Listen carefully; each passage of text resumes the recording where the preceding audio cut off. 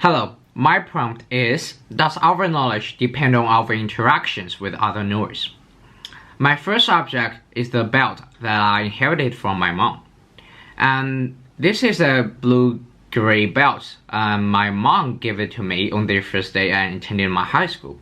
And from my communication with my mom, I know that this belt is the first item my father bought for my mom with the very first bucket of money he earned after they moved to Guangzhou City in the late 2000s. I also know that this belt represents the fashion elements of the 2000s in China. So what function does this serve? This object supports this prompt since my interaction with my mom provides me new sentimental values. This shows the relationship between knowledge and knowers. How does this connect to the prompt? Almost everything I know about this belt is told by my mom, and the way I perceive this knowledge also comes from her. Without interacting with my mom, what I and other knowers at my age can see is just an ordinary belt. However, after my mom introduced the fashion and the story behind it, this is a type of sending and receiving of information. I know more about 2000s fashion, and this helps me for an image of how people dressed themselves in 2000s. I also get to know the romantic story of my mom and dad, and I also know that my mom intends to pass this belt to me to encourage me to work harder and pursue my goals in high school, just like what my father did in Guangzhou City. The belt now has a new sentimental value for me as a connection between me and my parents. I would not know these things without interacting with my mom. Therefore, the interaction between us and other knowers actually can bring us new sentimental values. So, is there any real life connection? Yes. In our life, through giving and receiving gifts and telling the hidden meaning of the gifts, we could gain more like a sentimental value from this process. But still, not all of our knowledge depends on interaction with other knowers. We could still learn and know through other ways, such as senses. For example, without interaction with anyone, I can still see this belt is blue and gray, and feel the texture of the belt, which is close to that of dreams. My second object is teaching. So what is this object? This is a picture taken by me in one of my physics classes in early 2020, and in the picture we were using our pen tips to stick the center of a piece of paper to balance it. And our physics teacher was teaching us to understand the center of gravity. So what function does this serve? This object actually bolsters the prompt, since from the interaction with our physics teachers who was teaching in this case, we learned theoretical knowledge about the center of gravity and the theoretical determination of an object's center of gravity. This shows the relationship between knowledge and knowers. How does this connect to the prompt? From my personal experiences, I have found that teaching this type of interaction is really effective because it allows me to learn certain knowledge from various perspectives. Because without teaching, we could find the center of gravity of an object by just playing it with a stick or a while by ourselves for hundreds of trials maybe. But we still do not know why objects can keep balance at this point. But teaching can fill this gap of knowledge and accelerate this process. Our physics teacher told us the center of gravity, which is theoretically an imaginary point on an object that is thought to be where mass concentrates.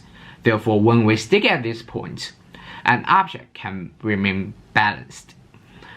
Through this sending and receiving of information, which is communication in this case, we learned this theoretical knowledge of the center of gravity. Real-life connection. To connect it to real life, without interaction, we could still find the point to balance an object and maybe find other theories or patterns in life through observation or maybe through practice.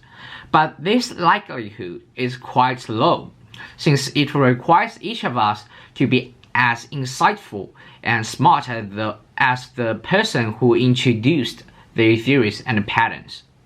However, teaching can ensure our knowledge and acquisition to a large extent and boost this process as well.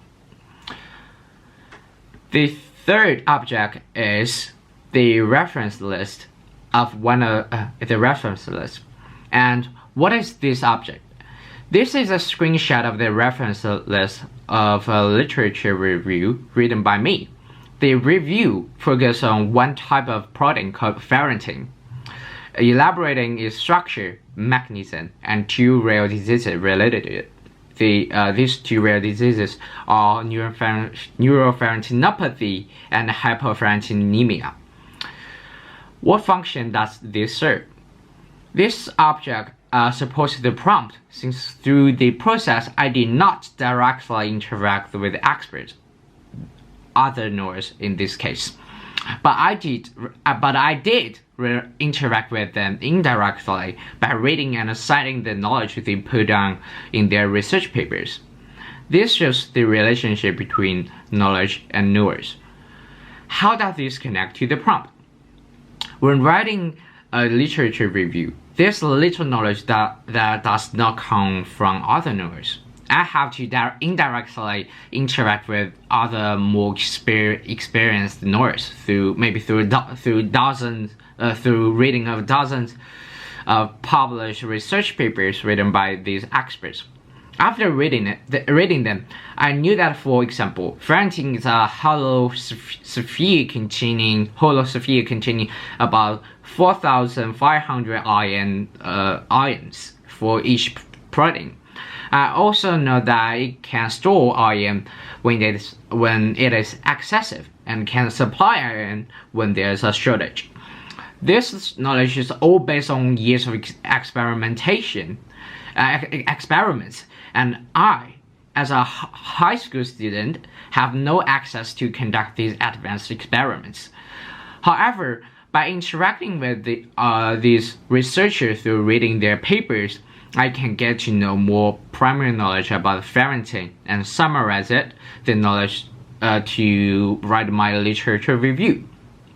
Other knowers, maybe in the future, if they intend to research ferritin, they could also read my literature review to get a brief understanding of ferritin.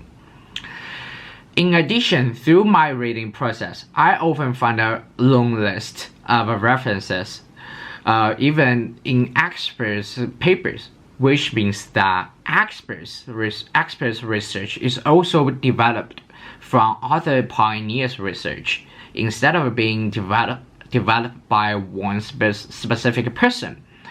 We interact indirectly through written down knowledge, and through this indirect sending and receiving of information, knowledge is acquired, is outputted, and is improved.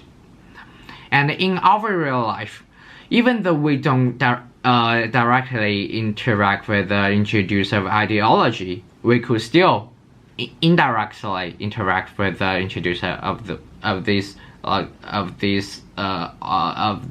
introducers of these ideologies, and learn from them through reading books, watching YouTube videos, etc. And interaction is not necessarily direct. Thank you.